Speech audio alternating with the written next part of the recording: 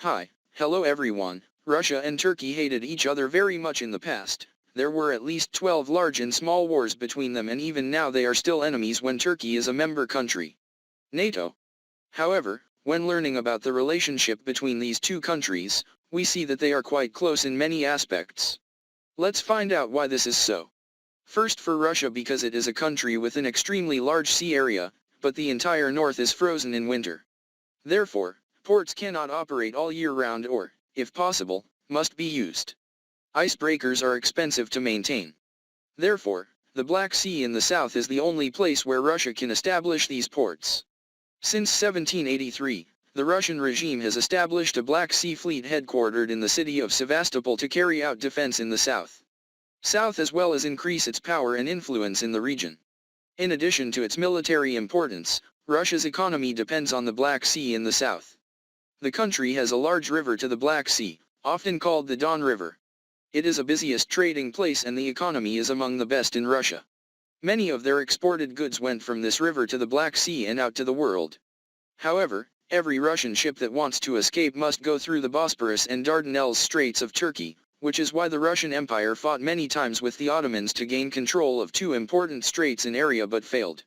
After World War II ended, at the Potsdam Conference in 1945, a Montreux Convention was signed, according to which Turkey was the only country to control the Bosphorus and Dardanelles Straits. In case of war, the Soviet Union will be at a great disadvantage if the Turkish Navy combines with the West, so the Soviet Union wants to have control of the strait in parallel with Turkey to gain the initiative. They were rejected. In addition, Stalin also made territorial claims to a large area in northeastern Turkey, claiming that the Territorial Army had occupied this area of Georgia when it was a republic of the Soviet Union. Turkey, fearing an attack, sought support from the United States. In 1952, it was welcomed into NATO and became an active ally of the organization for nearly a decade. After that, Turkey received a lot of economic and military aid from the United States amounting to more than $3 billion. In return, the Turks allowed the United States to build the Incirlik air base in the city of Adana to deal with the crisis with the Soviet Union. Their relationship was mutually beneficial and seemingly smooth, but by the 1960s problems began to arise. First, Turkey's plan to occupy the island of Cyprus is opposed by the US, because the island has two military bases of the United Kingdom, a close ally of the US. In addition, most of the population on the island has close ties to Greece, which is also a member of NATO. Although they know that, Turkey has ambitions to control the entire eastern Mediterranean region, so they need the island Cyprus to establish bases. Second, Turkey accused the United States of using military bases and carrying out intelligence activities to interfere in their internal affairs, thus suspicions began to arise.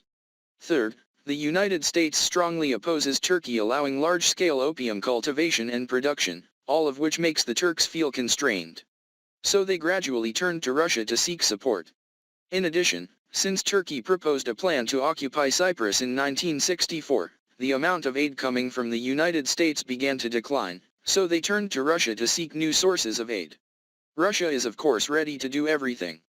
Things to lure Turkey out of NATO include building an aluminum steel smelting plant and an oil refinery for Turkey. Relations with the Soviet Union gradually became so close that the Turks ignored the United States intercessions.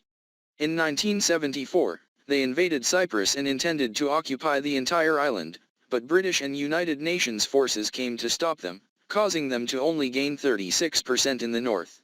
After this event, the United States issued an arms embargo on Turkey and the Soviet Union immediately took advantage of the opportunity to draw Turkey closer to itself.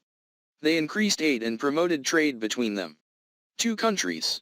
Although the United States lifted the embargo in 1978, since then there has been mutual suspicion between them and Turkey. After the dissolution of the Soviet Union in 1991, relations with Russia were connected and strongly strengthened. They became each other's largest trading partners and Russia was Turkey's main oil and gas supplier, helping Turkey build its first nuclear power plant worth up to $20 billion in Mersin. While the relationship with Russia is strengthening, the relationship with the US is increasingly deteriorating.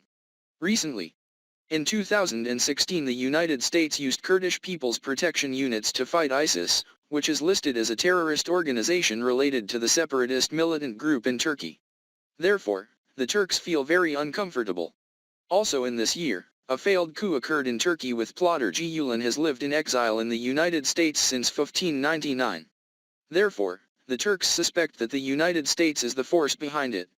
Next, the United States criticized the Turks, then they invaded northern Syria, only caring about their own interests and forgetting their anti-terrorism obligations. Especially in 2017, Turkey signed an agreement to buy a missile system. Russia's S-400 surface-to-air missile is worth $2.5 billion. After this event, NATO members simultaneously criticized them for buying weapons from the enemy, and the United States issued a series of arms embargoes against Turkey. This move was described by the US press as the clearest sign that Turkey is pivoting towards Russia and away from NATO. Not long after, former President Donald Trump doubled the import tax on steel and Turkish aluminum. He also expressed joy when the Turkish lira dropped 40% compared to the USD. There are many other things that make US-Turkey relations increasingly worse. However, in terms of perception, Russia and Turkey are not completely good. There are many immovable things between them. Both have changed. Wants to increase influence in the Middle East region and support opposing sides in civil wars. In Syria, Russia sided with President Assad. And Turkey, along with the United States, supports Islamic movements against him. After the US forces withdrew, Turkey invaded part of northern Syria. Russia could have easily used its air force to repel the Turks but decided not to do so. Instead they chose to negotiate a ceasefire with slogan, making the Syrian president very uncomfortable. The same thing happened in 2020 when Turkish-supported airbase and Islamist forces attacked Armenia in the disputed territory of Karabakh. Normally Russia would side with its ally Armenia, but it did not intervene. Instead Putin signed an agreement with slogan allowing him to deploy 2,000 troops to keep the peace and avoid further war. The same goes for the civil war in Libya. Both support opposing factions, and Russia both seeks to reconcile with Turkey. According to Western scholars, Russia does so because of its foreign policy. Mr. Putin always considers NATO an enemy and a top threat. He tried every way to weaken and cause disagreement within NATO, including attracting Turkey to see them. So many times Turkey upsets Russia, but they still endure and ignore Turkey. Both Russia and the West feel that Turkey is like a child. Very difficult to please, often causing trouble, but still have to endure the video. This is the end. Thank you everyone. Then it's hello and see you again.